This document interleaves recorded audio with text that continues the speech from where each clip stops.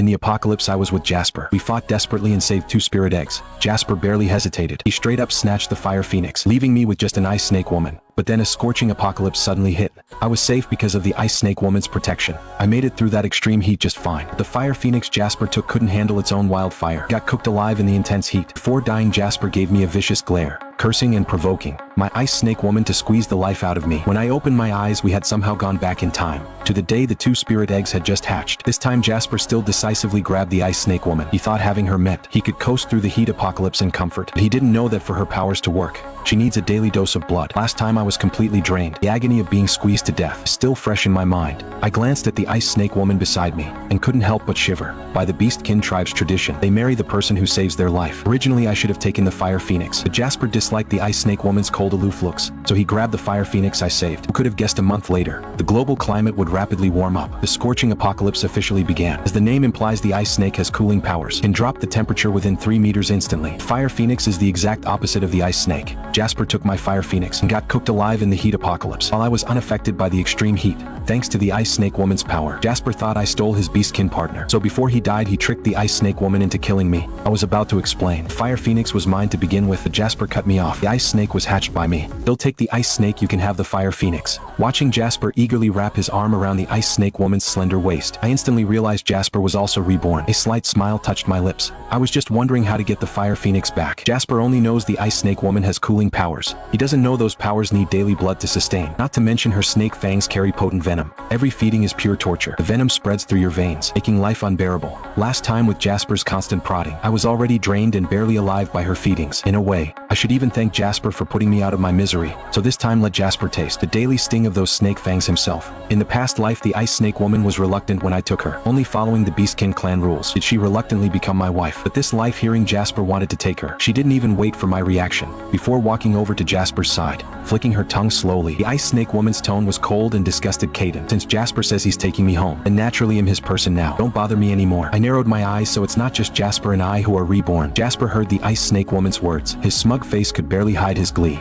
He looked at me, his voice dripping with pride. What do you think, Caden? This was the ice snake's own choice. You take that broken phoenix home. I chuckled softly. Fine, if Jasper likes it. I wouldn't dream of standing in his way. As Jasper walked past me, he deliberately slowed down, giving me a haughty sidelong glance, lowering his voice to whisper in my ear, you don't know yet, do you? Scorching apocalypse is coming soon. If one day you can't handle it anymore, and kneel at my feet begging, I might be in a good mood and lend you the ice snake for a few days. I laughed inside. He probably doesn't know why the ice snake picked him. I didn't look at them again. Turning to the fire phoenix that had just hatched in the corner, she was curled up, her feathers not yet smoothed out, her body trembling uncontrollably. It was a fear etched into her bones. Only when she heard Jasper say he was taking the ice snake woman did her tense body relax a little, but she still didn't dare look up. I walked up to her. Let's go. The fire phoenix flinched hard, instinctively shrinking back. Caden, do you really want me? I raised my hand to pat her head, but she reflexively shut her eyes. Her whole body went stiff as a board, even leaning her forehead forward a bit. I didn't mean to, please don't hit me, okay? My hand froze in midair, but my chest felt like something heavy was pressing down. Why would I hit you? Fire Phoenix, look at me. She hesitated a long time before slowly opening her eyes.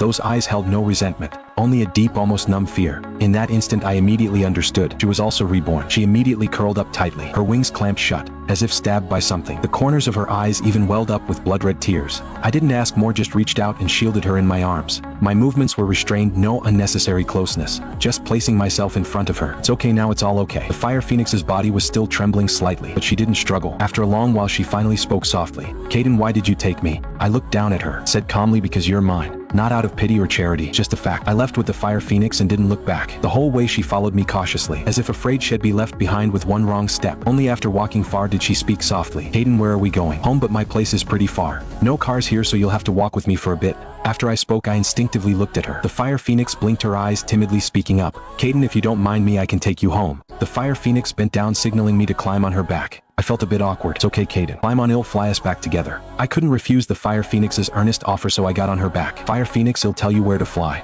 No need, I know where you live. I was puzzled, about to ask how she knew, when the Fire Phoenix said we're home. I was amazed by the Fire Phoenix's flying speed, faster than an airplane. Airplanes are nothing, I am from the Phoenix tribe. The Fire Phoenix lifted her face proudly. This was the first time I really looked at the Fire Phoenix. She seemed innocent and naive, her pretty face full of a girl's sweet cluelessness, nothing like the ice snake, whose pitch black eyes swirled with undiluted malice, radiating a coldness beyond her years. Aren't you gonna praise me? Fire Phoenix's eyes looked at me, seeming to hold a hint of expectation. I sighed. Fire Phoenix, you're so good. How could he bear to treat you like that? As soon as I said it, I knew I messed up. Sure enough, when I looked at the Fire Phoenix, the light in her eyes faded. I panicked and apologized. I'm sorry, Lily, I didn't mean to bring it up. Fire Phoenix gave a self-deprecating smile. Lily, that's a nice name. Tell me, am I a useless phoenix? Before I could answer, she continued, I'm useless. I only made him hotter and hotter. He said I ruined him. He plucked my feathers one by one and stabbed me with needles. Finally, he broke my wings and threw me out to die. Am I really that much worse than the ice snake? Aiden, why did you bring me back? I'm a worthless phoenix. I already guessed Jasper mistreated the Fire Phoenix, but I never thought he'd be so cruel. He was the one who chose the Fire Phoenix.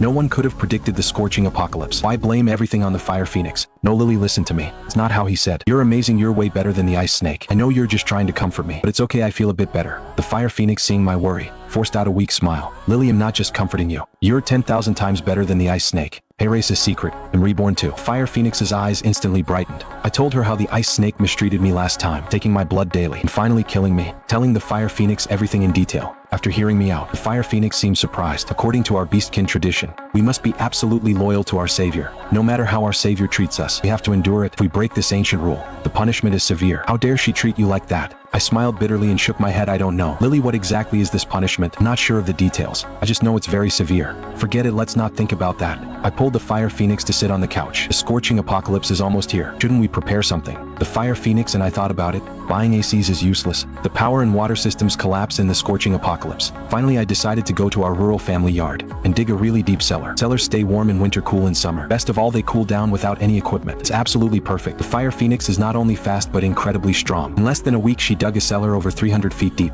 and during the digging, she hit groundwater. Now we have both temperature and water solved. I rode on the Fire Phoenix's back, down to the deepest part of the cellar. As soon as I went down, a cool chill enveloped me, stark contrast to the heat above ground. Seeing me shiver, the Fire Phoenix quickly used her power, raising the temperature around us to a comfortable level. Now temperature and water are taken care of. What about food? How do we handle food? That's easy. We'll dig another bigger cellar next to this one. We'll plant seeds underground with sunlight and groundwater. When the scorching apocalypse hits, the temperature there will be perfect for plants. We just need to prepare 1 month's worth of food beforehand and wait for the seeds to grow. Fire Phoenix and I divided the work and finally got everything ready before the scorching apocalypse arrived.